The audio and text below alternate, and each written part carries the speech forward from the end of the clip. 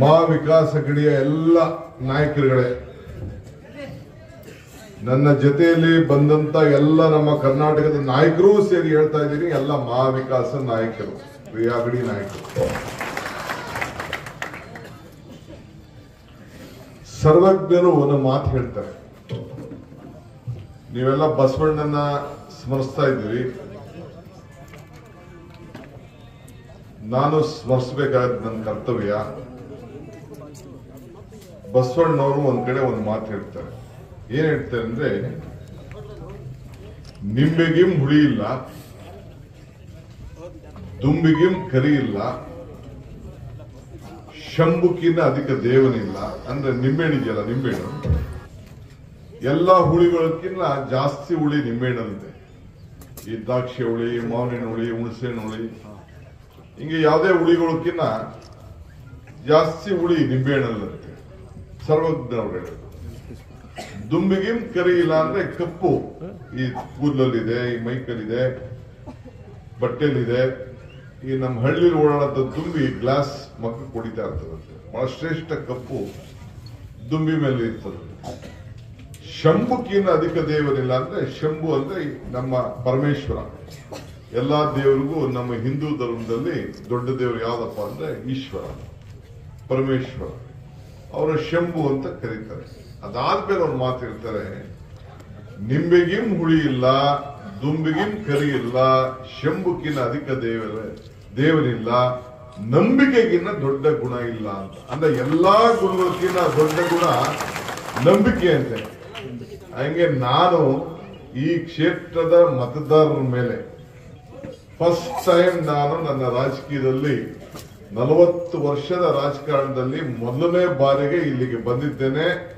ನಿಮ್ಮ ಮೇಲೆ ಅಪಾರವಾದಂತ ನಂಬಿಕೆ ಇಟ್ಕೊಂಡು ನನಗೂ ಶಕ್ತಿ ಕೊಡ್ತೀರಿ, ನಿಮಗೂ ಶಕ್ತಿ ಕೊಡಬೇಕು ಅಂತ ಹೇಳಿ ನಾನು ಇಲ್ಲಿಗೆ ಬಂದಿದ್ದೇನೆ. ಸೊ ಅದರಿಂದ ಇವತ್ತು ನೀವು ನಾವೆಲ್ಲ ಸೇರಿ ಛತ್ರಪತಿ ಮಹಾರಾಜ್ ಶಿವಾಜಿ ಮಹಾರಾಜರನ್ನ ನಾವೆಲ್ಲ ಸ್ಮರಿಸಲೇಬೇಕು, ಸಾಹು ಮಹಾರಾಜರನ್ನ ಸ್ಮರಿಸಲೇಬೇಕು, ಜ್ಯೋತಿಬಾ ಫುಲೆ ಅವ್ರನ್ನ, ಬಾಬಾ ಸಾಹೇಬ್ ಅಂಬೇಡ್ಕರ್ ಅವ್ರನ್ನ, ಸಾವಿತ್ರಾಂಜಲಿ ಅವರು ಕೂಡ ಸ್ಮರಿಸಿ, ಜಗಜ್ಯೋತಿ ಬಸವೇಶ್ವರ ಅವರ ವಿಚಾರದಲ್ಲಿ ಈಗಾಗಲೇ ನಮ್ಮ ನಾಯಕರು ಬಹಳ ಚೆನ್ನಾಗಿ ವಿಚಾರವನ್ನ ತಿಳಿಸಿದ್ರು. ಅಲ್ಲಾದೇವಿ ಹೋಳ್ಕರ್ ಅವರು ಎಲ್ಲ ಸಮಾನತೆ ಬಗ್ಗೆ ಅವರಾಗಲೇ ಹೇಳ್ದಂಗೆ ಸರ್ವರಿಗೂ ಸಮಪಾಡು ಅಂತೇಳಿ ಎಲ್ಲ ಕ್ಷೇತ್ರದಲ್ಲೂ ಕೂಡ ಸಂವಿಧಾನದಿಂದ ಹಿಡಿದು ಆ ಕಾಲದಲ್ಲೇ ಎಲ್ಲರೂ ಕೂಡ ಮಾನವ ಧರ್ಮಕ್ಕೆ ಜಯವಾಗಲಿ, ಧರ್ಮದಿಂದಲೇ ವಿಶ್ವಕ್ಕೆ ಶಾಂತಿ ಅಂತ ನಮ್ಮ ಗುರುಗಳು ಹೇಳಿದ್ದಾರೆ. ಎಲ್ಲ ವಿಚಾರದಲ್ಲೂ ಕೂಡ ಸ್ಪರ್ಶದ ನಾವಿಲ್ಲಿ ನೆನೆಸ್ಕೊಂಡು ನಾವು ಹೆಜ್ಜೆಯನ್ನು ನಾವು ಇಡಬೇಕಾಗ್ತದೆ. ಬಂಧುಗಳೇ, ನಾನಿವತ್ತು ಮಹಾ ವಿಕಾಸ್ ಅಘಡಿಗೆ ಪ್ರಚಾರಕ್ಕೆ ಬಂದಿದ್ದೇನೆ. ಬರೀ ಕಾಂಗ್ರೆಸ್ ಅಭ್ಯರ್ಥಿಗೆ ನಾನು ಇಲ್ಲಿ ಬಂದಿಲ್ಲ. ನಾವೆಲ್ಲ ಒಗ್ಗಟ್ಟಿನಿಂದ ಈ ಮಹಾರಾಷ್ಟ್ರ ರಾಜ್ಯ ಹಿಂದಿನ ಚುನಾವಣೆಯಲ್ಲಿ ಹಿಂದೆ ನಮ್ದೊಂದು ಸರ್ಕಾರ ಇಲ್ಲಿತ್ತು. ಆ ಸರ್ಕಾರವನ್ನ ಆಪರೇಷನ್ ಲೋಟಸ್ ಮಾಡಿ ಈಗೆಲ್ಲ ಅದೇನೋ ಗದ್ದರ ನಮ್ಮ ಸಿಸ್ಟರ್, ನಮ್ಮ ಮಹಿಳಾ ಅಧ್ಯಕ್ಷಿಣಿ ಶಿಕ್ಷಕ್ ಸಲ್ಗರ್ ಅವರು ಬಹಳ ಚೆನ್ನಾಗಿ ತಿಳಿಸ್ತಾ ಇದ್ರು. ಯಾರು ಬೆನ್ನಿಗೆ ಚೂರಿ ಚುಚ್ಚಿದ್ರು ಅನ್ನೋ ವಿಚಾರನ ಸ್ಮರಿಸಿಕೊಂಡು ಅವರು ಚೆನ್ನಾಗಿ ತಿಳಿಸ್ತಾ ಇದ್ರು. ಇದೇ ರೀತಿ ಕರ್ನಾಟಕದಲ್ಲೂ ಮಾಡಿದ್ರು. ನಾವು ಜೆಡಿಎಸ್ ದವರು ಬಿಜೆಪಿನ ದೂರ ಇಡಬೇಕು ಅಂತೇಳಿ ಒಂದು ಸರ್ಕಾರನ ರಚನೆ ಮಾಡಿ ಕುಮಾರಸ್ವಾಮಿಗೆ ಸಹಾಯ ಮಾಡಿದ್ರು. ಈಗ ಯಾರು ಸರ್ಕಾರ ಇಳಿಸಿದ್ರು ಅವ್ರ ಜೊತೆ ಕುಮಾರಸ್ವಾಮಿ ಹೋಗಿದ್ದಾರೆ. ಒಪ್ಕೊಳ್ಳಿ, ಏನ್ ಬೇಕಾದ್ರೂ ಮಾಡ್ಕೊಳ್ಳಿ. ಆದ್ರೆ ಇವತ್ತು ನಮ್ಮ ರಾಜ್ಯದಲ್ಲಿ 18 ಜನ ಕರ್ಕೊಂಡು ಅವರು ಮಾಡಿದ್ರು. ಏನಾಯ್ತು? ಕರ್ನಾಟಕ ರಾಜ್ಯದ ಜನ ಏನ್ ಮಾಡಿದ್ರು? ಅದನ್ನ ಒಪ್ಪದೆ ನನ್ನನ್ನ ಸೋನಿಯಾ ಗಾಂಧಿ ಅವರು ಕಾಂಗ್ರೆಸ್ ಪಕ್ಷದ ಅಧ್ಯಕ್ಷರು ಮಾಡಿದ್ರು, ಸಿದ್ದರಾಮಯ್ಯನವ್ರನ್ನ ವಿರೋಧ ಪಕ್ಷದ ನಾಯಕರು ಮಾಡಿದ್ರು. ನಾವಿಬ್ರು ಸೇರಿ ಒಗ್ಗಟ್ಟಿನಿಂದ ಹೋರಾಟ ಮಾಡಿದ್ರು. ಎಷ್ಟು ಸೀಟ್ ಬಂತು?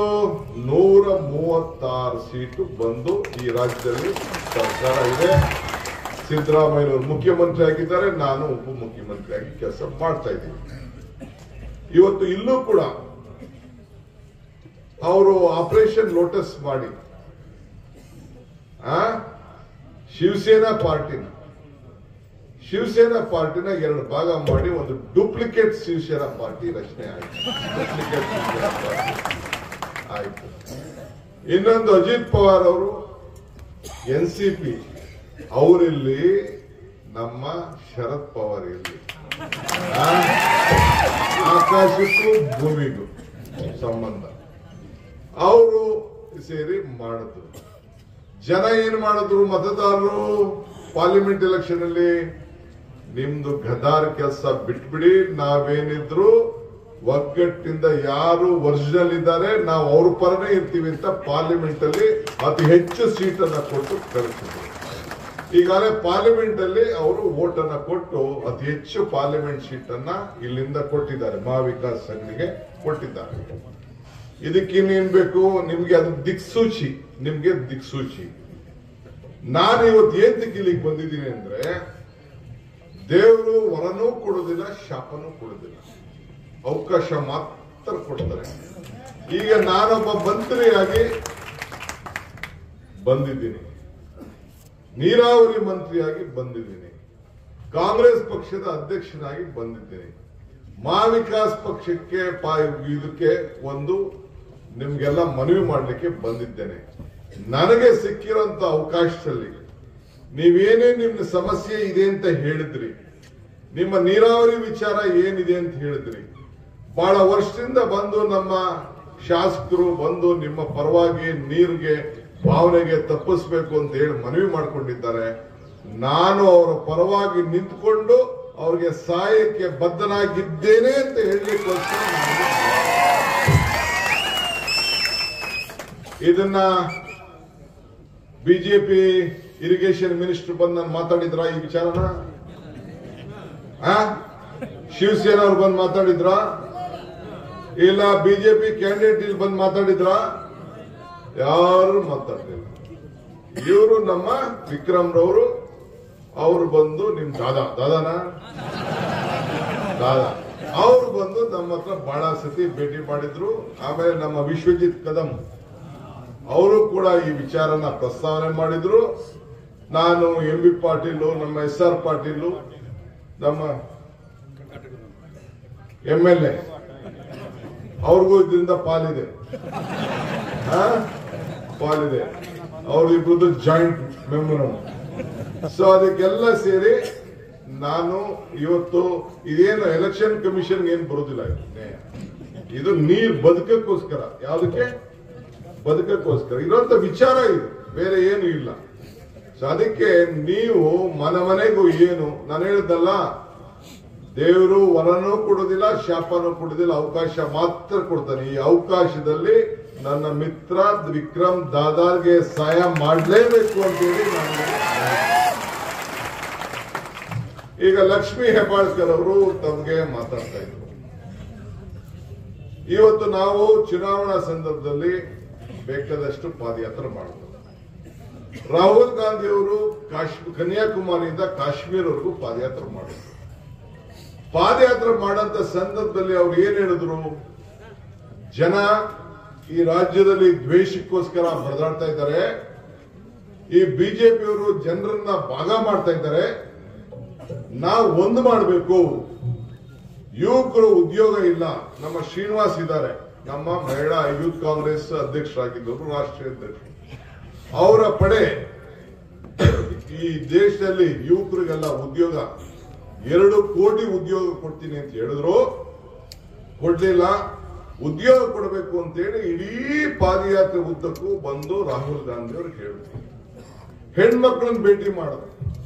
ಹೆಣ್ಮಕ್ಳೆಲ್ಲ ಹೇಳಿದ್ರು, ನಮ್ಮ ಕೈಲಿ ಗ್ಯಾಸ್ ಬೆಲೆ ಜಾಸ್ತಿ ಆಗಿದೆ, ಪೆಟ್ರೋಲ್ ಬೆಲೆ ಜಾಸ್ತಿ ಆಯ್ತು, ಡೀಸೆಲ್ ಬೆಲೆ ಜಾಸ್ತಿ ಆಯ್ತು, ಬೆಳೆ ಬೆಲೆ ಜಾಸ್ತಿ ಆಯ್ತು, ಅಡಿಗೆ ಎಣ್ಣೆ ಬೆಲೆ ಜಾಸ್ತಿ ಆಯ್ತು. ಅಂದ್ರೆ ನಿಮ್ಮೆಣ್ಣೆ ಅಲ್ಲ, ಅಡಿಗೆ ಹೆಣ್ಮಕ್ಳ ಎಣ್ಣೆ, ನಿಮ್ಮೆಣ್ಣೆ ಅನ್ಕೊಂಡ್ಬಿಟ್ಟಿದ್ವಿ.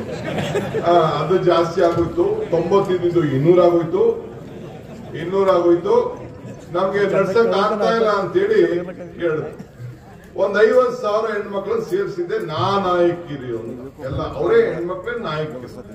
ಅವರೆಲ್ಲ ಕುಂಡ್ರಿಸಿ ಕೊನೆಗೆ ಸೋನಿಯಾ ಗಾಂಧಿ ಅವರ ಮಗಳು, ಇಂದಿರಾ ಗಾಂಧಿ ಮೊಮ್ಮಗಳು, ಪ್ರಿಯಾಂಕಾ ಗಾಂಧಿ ಅವ್ರು ಕರ್ಸಿದಾಗ ಆ ಹೆಣ್ಮಗಳು ಏನ್ ಹೇಳಿದ್ರು ಪ್ರಿಯಾಂಕಾ ಗಾಂಧಿ, ಡಿಕೆ ಎಲೆಕ್ಷನ್ ಟೈಮಲ್ಲಿ ನಿಂಗೆಲ್ಲ ಭಾಷಣ ನನ್ನ ಕೈಯಲ್ಲಿ ಮಾಡಿಸ್ಬೇಡಿ, ಇದನ್ನ ಗೃಹಲಕ್ಷ್ಮಿ ಅಂತ ತಂದಿದ್ದೀರಿ, ನೀವು ಸಿದ್ದರಾಮಯ್ಯ ಇಬ್ರು ಸೇರಿ ಚೆಕ್ ಸೈನ್ ಹಾಕ್ಬೇಕು ಅಂತ ಅಂದ್ರು. ಆ ಫೋಟೋ ನೋಡಿದ್ದೀರಾ ನೀವು? ಇಬ್ರು ಸೇರಿ ಚೆಕ್ಗೆ ಸೈನ್ ಹಾಕ್ತಾರೆ. ಚೆಕ್ಗೆ ಸೈನ್ ಹಾಕಿ ಆಮೇಲೆ ನಾವು ಗೃಹಲಕ್ಷ್ಮಿ ಅಂತ ಹೇಳಿ ತಿಂಗಳಿಗೆ 2,000 ರೂಪಾಯಿ ಕೊಡ್ತೀವಿ ಅಂತ ತೀರ್ಮಾನ ಮಾಡಿದ್ರು. ಈಗ ಲಕ್ಷ್ಮೀ ಹೆಬ್ಬಾಳ್ಕರ್ ಅವರು ಬಂದಿದ್ದಾರೆ, ಅವರು ಅದಕ್ಕೆ ಮಂತ್ರಿಗಳು. 1,21,00,000 ನನ್ನ ತಾಯಂದಿರಿಗೆ ನೇರವಾಗಿ ಅಕೌಂಟ್ ಹೋಗ್ತಾ ಇದೆ, ನೇರವಾಗಿ ಅಕೌಂಟ್ ಹೋಗ್ತಾ ಇದೆ. ಮೊದಲನೇ ದಿನ ಏನು ನಮ್ಮ ಕ್ಯಾಬಿನೆಟ್ ರಚನೆ ಆಯ್ತು, ಸಿದ್ದರಾಮಯ್ಯ ಮುಖ್ಯಮಂತ್ರಿ ಆದ್ರು, ನಾನು ಉಪಮುಖ್ಯಮಂತ್ರಿ ಆದ್ರೆ, 10 ಜನ ಕ್ಯಾಬಿನೆಟ್ ಇತ್ತು. ಮೊದಲನೇ ದಿನನೇ ತೀರ್ಮಾನ ಮಾಡ್ತೋ ಈ 5 ಗ್ಯಾರಂಟಿಗಳನ್ನ. ಏನು ಇನ್ನೊಂದು ಗ್ಯಾರಂಟಿ, ಎಲ್ಲ ನನ್ನ ತಾಯಂದಿರು ಎಲ್ಲರೂ ಕೂಡ ಉಚಿತವಾಗಿ ಬಸ್ಸಲ್ಲಿ ಪ್ರಯಾಣ ಮಾಡಬೇಕು, ಎಲ್ಲರಿಗೂ ಕೂಡ 10 kg ಅಕ್ಕಿ ಕೊಡಬೇಕು, ಎಲ್ಲರಿಗೂ ಕೂಡ ಉಚಿತವಾಗಿ 200 ಯೂನಿಟ್ ವರೆಗೂ ಕರೆಂಟ್ ಕೊಡಬೇಕು ಅಂತ ಹೇಳಿ. ಆಮೇಲೆ ಯುವಕರಿಗೆ ಉದ್ಯೋಗವನ್ನ, ನಮ್ಮ ಶ್ರೀನಿವಾಸ್ ಅವರ ಬೇಡಿಕೆ, ಯುವಕರಿಗೆ ಉದ್ಯೋಗವನ್ನ ಮಾಡೋಕ್ಕೋಸ್ಕರ 3,000 ರೂಪಾಯಿ ಕೊಡಬೇಕು ಗ್ರಾಜುಯೇಟ್ಗಳಿಗೆ ಅಂತ ತೀರ್ಮಾನ ಮಾಡಿ, ಮೊದಲನೇ ಕ್ಯಾಬಿನೆಟ್ ಅಲ್ಲಿ ತೀರ್ಮಾನ ಮಾಡಿ 56,000 ಕೋಟಿ ರೂಪಾಯಿಯನ್ನ ಬಜೆಟ್ ಅಲ್ಲಿ ನಿಗದಿ ಮಾಡಿ ಇವತ್ತು ದುಡ್ಡನ್ನ ಕೊಡ್ತಾ ಇದ್ದಾರೆ. ಈ ಡೂಪ್ಲಿಕೇಟ್ ಸರ್ಕಾರ ಅಡ್ವರ್ಟೈಸ್ಮೆಂಟ್ ಕೊಟ್ಟಿದೆ, ನಾವು ಯಾರಿಗೂ ಕೊಟ್ಟಿಲ್ಲ ದುಡ್ಡನ್ನ ಅಂತ ಕೊಟ್ಟಿದೆ. ಅದಕ್ಕೆ ನಾನು, ನಮ್ಮ ಹಿಮಾಚಲ ಪ್ರದೇಶದ ಮುಖ್ಯಮಂತ್ರಿ, ಆಮೇಲೆ ನಮ್ಮ ತೆಲಂಗಾಣ ಮುಖ್ಯಮಂತ್ರಿ ರೇವಂತ್ ರೆಡ್ಡಿ 3 ಜನನು ಸೇರಿ ಮುಂಬೈಗೆ ಹೋಗಿ ಪ್ರೆಸ್ ಕಾನ್ಫರೆನ್ಸ್ ಮಾಡ್ದೋ. ಏನೇ ಬರ್ರಿ ಅಲ್ಲಿಗೆ, ಬಸ್ ಕಳಿಸ್ತೀನಿ, ಪ್ಲೇನ್ ಕಳಿಸ್ತೀನಿ, ಎಲ್ಲ ನಿಮ್ ನೆಂಟ್ರವ್ರೆ ಫ್ರೆಂಡ್ ಅವ್ರೆ, ನೀವು ಬಂದ್ ಕೇಳಿ, ನಿಮ್ಗೆ ಓಪನ್ ಚಾಲೆಂಜ್ ಕೊಡ್ತೀವಿ. ಕೊಟ್ಟ ಮಾತು ಏನಿದೆ, ನಾವು ಬಸವಣ್ಣನ ನಾಡಿನವರು ನುಡಿದಂತೆ ನಡಿತೀವಿ, ಏನ್ ಮಾತು ಕೊಟ್ಟಿದೀವಿ ಆ ಮಾತನ್ನ ಉಳಿಸ್ಕೊಂಡಿದೀವಿ ಅಂತ ಹೇಳಿ ಅವರು ಓಪನ್ ಚಾಲೆಂಜ್ ನೋಡಿ. ನಾನು ಅಡ್ವರ್ಟೈಸ್ಮೆಂಟ್ ಕೊಟ್ಟಿದ್ದೀನಿ. ಕಾಂಗ್ರೆಸ್ ಇಂದ ಓಪನ್ ಇನ್ವಿಟೇಷನ್, ಆಮಂತ್ರಣ, ಓಪನ್ ಆಮಂತ್ರಣ ಬನ್ನಿ ಅಂತೇಳಿ ಆ ಮಂತ್ರಿಗಳಿಗೆ, ಶಾಸಕರಿಗೆ, ಕಾರ್ಯಕರ್ತರಿಗೆಲ್ಲ ಕೊಟ್ಟಿದ್ದೀನಿ. ಕೊಟ್ಬಿಟ್ಟು ಕರೆದಿದ್ದೀನಿ. ಅದನ್ನೇ ಅವ್ರು ಹೇಳಿದ್ರು, ಓಪನ್ ಇನ್ವಿಟೇಷನ್ ಕೊಟ್ಟಿದ್ದೀನಿ. ಇಲ್ಲಿ ಮಾಡ್ಕೊಡ್ತಾ ಇದೀವಿ. ಇಲ್ಲಿಗೆ ಈಗ ಮಹಾರಾಷ್ಟ್ರಲ್ಲಿ ಅವ್ರು ಹೇಳ್ತಾ ಇದ್ರು, ಅವ್ರದ್ದು ಬೋಗಸ್ ಅಂತ ಮಾತಾಡ್ತಿದ್ರು. ಬೋಗಸ್ ಅಂತ ಅವ್ರು ಮಾತಾಡ್ತಿದ್ರು. ಬೋಗಸ್ ಅಂತ ಮಾತಾಡ್ತಿದ್ರು. ಇದು ಜಾಸ್ತಿ ಆಯ್ತು. ಮೋದಿ ಅವ್ರು ಹೇಳಿದ್ರು, ಇಲ್ಲ ಜಾಸ್ತಿ ಆಗೋಯ್ತು, ಇದ್ರ ಕೆಲವು ಮಾಡಕ್ಕಾಗಲ್ಲ, ಇದು ಬಹಳ ಸುಳ್ಳಿದು, ರಾಜ್ಯ ಹಾಳಾಗೋಯ್ತದೆ ಅಂತ. ರಾಜ್ಯ ಹಾಳಾಗೋಯ್ತದೆ ಅಂತೇಳಿ ಪಾರ್ಲಿಮೆಂಟ್ ಸೀಟ್ ಕಡಿಮೆ ಬಂದ ಮೇಲೆ ನೀನ್ ಯಾಕಣ್ಣ 1,500 ರೂಪಾಯಿ ಕೊಡಕ್ ಶುರು ಮಾಡಿದೆ? ಆಗ್ಲೇ 1,500 ರೂಪಾಯಿಗೆ ಒಂದು ಸ್ಕೀಮ್ ಮಾಡ್ಬಿಟ್ಟು ಈಗೇನೋ ನಾವು ನೆಕ್ಸ್ಟ್ ಅಧಿಕಾರಕ್ಕೆ ಬಂದ ಮೇಲೆ 2,100 ರೂಪಾಯಿ ಕೊಡ್ತೀವಿ ಅಂತ ಅನೌನ್ಸ್ಮೆಂಟ್ ಮಾಡ. ನಮ್ದು ಹಂಗಿಲ್ಲ. ನಮ್ಮ ಮಹಾವಿಕಾಸ್ ಅಗಡಿ ಏನಿದೆ, ಹೆಣ್ಮಕ್ಳ ನನ್ನ ತಾಯಂದಿರಿಗೆ ಕರ್ನಾಟಕದಲ್ಲಿ 2,000, ಮಹಾರಾಷ್ಟ್ರದಲ್ಲಿ 3,000 ಕೊಡ್ತೀವಿ ಅಂತ ತೀರ್ಮಾನ ಮಾಡಿದ್ವಿ. ನಮ್ಮ ಯುವಕರಿಗೆ, ಯಾರ್ಯಾರಿಗೆ ಕೆಲಸ ಇಲ್ಲ, ನಿರುದ್ಯೋಗಿ ಯುವಕರಿಗೆ, ಅವ್ರಿಗೆ 4,000 ಕೊಡ್ತೀವಿ ಅಂತ ತಿಂಗಳಿಗೆ ತೀರ್ಮಾನ ಮಾಡಿದ್ವಿ. ಅದಲ್ಲದೆ ನಿಮ್ ಕೈಯಲ್ಲಿ ಸಾಲ ಮನ್ನಾ ಮಾಡಕ್ ಆಗಿಲ್ಲ. ಎಲ್ಲರಿಗೂ ಕೂಡ 3 ಲಕ್ಷವರೆಗೂ ಸಾಲ ಮನ್ನಾ ಮಾಡ್ತೀವಿ ರೈತರಿಗೆ ಅಂತ. ಯಾಕೆಂದ್ರೆ ರೈತರಿಗೆ ಸಂಬಳ ಇಲ್ಲ, ರೈತರಿಗೆ ಪ್ರಮೋಷನ್ ಇಲ್ಲ, ರೈತರಿಗೆ ಪೆನ್ಷನ್ ಇಲ್ಲ, ರೈತರಿಗೆ ಲಂಚ ಇಲ್ಲ, ರೈತರಿಗೆ ರಿಟೈರ್ಮೆಂಟ್ ಇಲ್ಲ. ಈ ರೈತರನ್ನ ಬದುಕಿಸ್ಬೇಕು. ಅದಕ್ಕೋಸ್ಕರ ನಾನೊಬ್ಬ ಮಂತ್ರಿಯಾಗಿ ಇಲ್ಲಿ ರೈತರಿಗೆ ಬೆಂಬಲ ಕೊಡಬೇಕು ಅಂತ ಹೇಳಿ ಬಂದಿದ್ದೇನೆ. ಸೊ ಹಂಗೆ ಈ ರೈತರಿಗೆ 3 ಲಕ್ಷವರೆಗೂ ಸಾಲ ಕೊಡಬೇಕು ಅಂತ ಹೇಳಿ ಇಲ್ಲಿಗೆ ಬಂದಿದ್ದೇನೆ.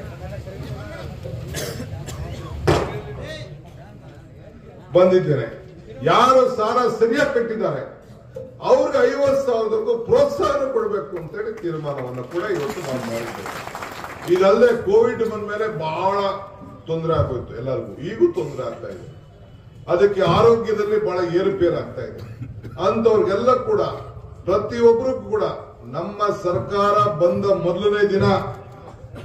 ಮೊದಲನೇ ದಿನಾನೇ ತೀರ್ಮಾನ ಮಾಡಿ 25 ಲಕ್ಷ ರೂಪಾಯಿವರೆಗೂ ಇನ್ಸೂರೆನ್ಸ್ ಕೊಡಬೇಕು ಅಂತ ಹೇಳಿ ತೀರ್ಮಾನವನ್ನು ಮಾಡಿದ್ದೀವಿ.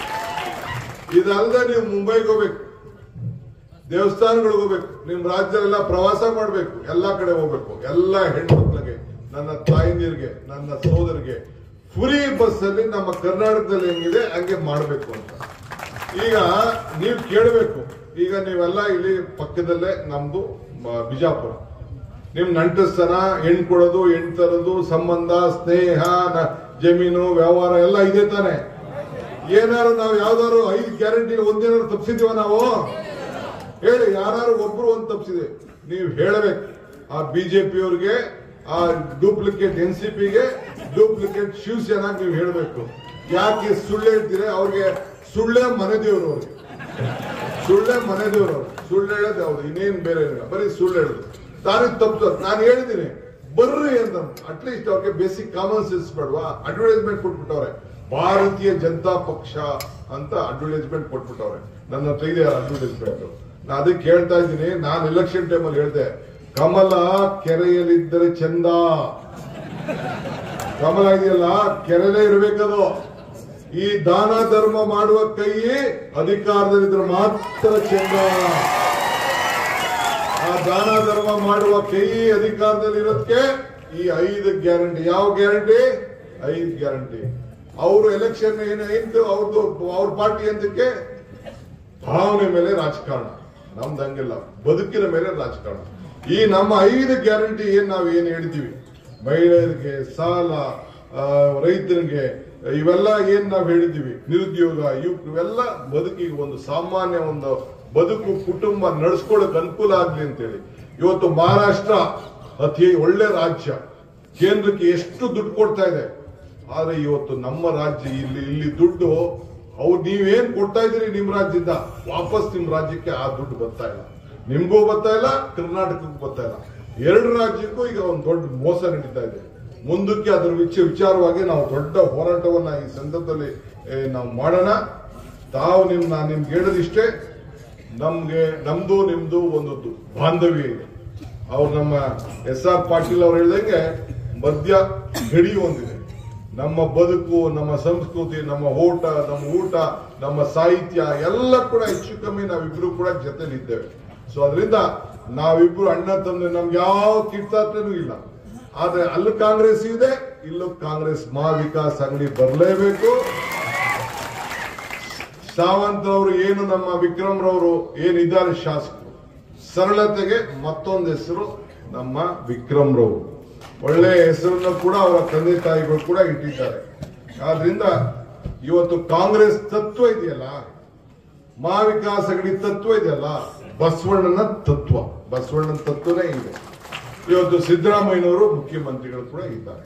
ಅವರು ಕೂಡ ಈ ಸಂದರ್ಭದಲ್ಲಿ ಅವ್ರ ಸಮಾಜ ಕೂಡ ಬಹಳ ಇದೆ. ನಾನು ಹೇಳ್ತಾ ಇದ್ದೀನಿ, ನಿಮ್ ಸಮಾಜದವ್ರು ಯಾರು ಮುಖ್ಯಮಂತ್ರಿ ಮಾಡ್ತಾರೆ ಅಂದ್ರೆ ನಾನು ಇಲ್ಲಿ ಕೇಳ್ತಾ ಇದ್ದೀನಿ ನೀವು ಪಾರ್ಟಿ ಬಂದ್ರೆ ಕಾಂಗ್ರೆಸ್ ಪಾರ್ಟಿ 2 ಬಾರಿ ಈ ರಾಜ್ಯದ ಮುಖ್ಯಮಂತ್ರಿ ಧನಗರ್ ಸಮಾಜಕ್ಕೆ ಮಾಡಿದೆ.